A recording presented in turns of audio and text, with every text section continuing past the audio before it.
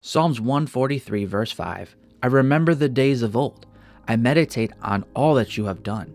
I ponder the work of your hands. Remembering the past can be extremely helpful as you live in the present. However, like all good things, we can misuse our memories too. This is especially true when it comes to relationships.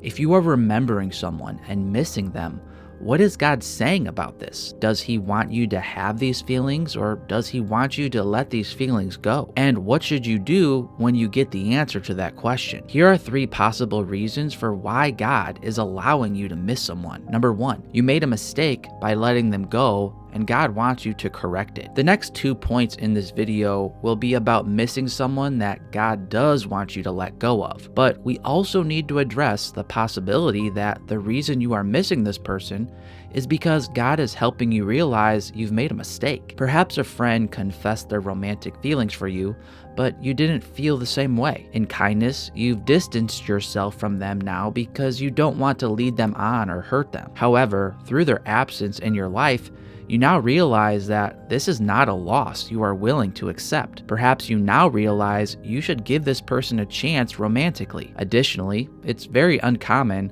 but it is also possible that 2 people who were dating broke up and then God will put them back together one day. In the vast majority of cases, this is not why God is letting you miss this person. As we will talk about in the points ahead, usually there are other reasons for why you are missing them. If, however, you want to know if God is telling you to give someone a second chance, you can watch my other video called 3 Signs God is Telling You to Give Someone a Second Chance by clicking the card in the right corner of your screen. Number 2, you haven't thoroughly grieved what you've lost. I believe there are essentially 2 things to grieve in most situations, but people often only grieve one or the other. First, you must grieve the bad that happened to you. Second, you must grieve the good that you lost. For example, if you were in a relationship with someone who was toxic, but you finally worked up the courage to leave them, you will probably know you need to grieve for a while to heal from the emotional abuse you went through. However, you might be tempted to deny all the good times you had with this person too. After all,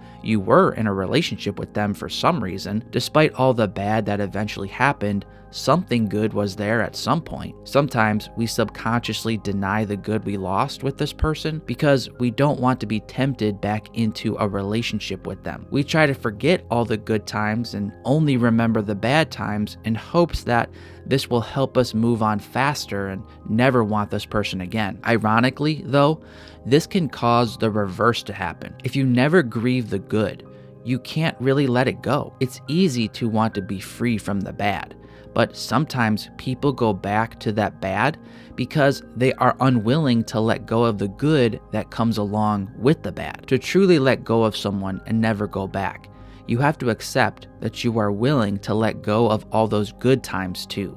If you never go through that process of fully accepting that you are also letting go of the good along with the bad, you won't truly be letting them go. 2 Corinthians 1 verse 4 states that God comforts us in all our affliction, not some, all.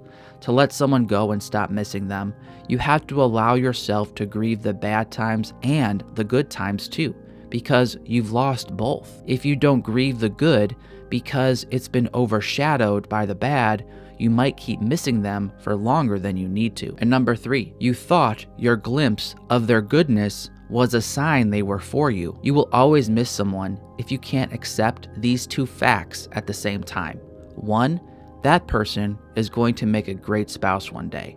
And 2, that person is not your future spouse. A mature love can allow you to be happy for someone, even if that means they are not going to be with you. It's a powerful tool for Christian singles to be able to say, that person will make a great spouse one day, just not for me. God has a good plan for you. Be patient.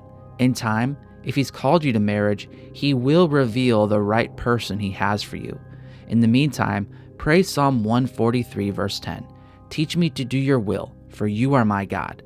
Let your good spirit lead me on level ground.